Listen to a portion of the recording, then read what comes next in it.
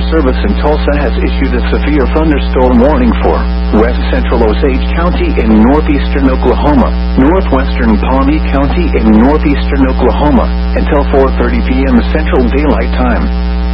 At 3:37 p.m. Central Daylight Time, a severe thunderstorm was located 3 miles west of Sooner Lake, moving northeast at 50 miles per hour. Expected hazards include 60 miles per hour wind gusts and quarter-size hail.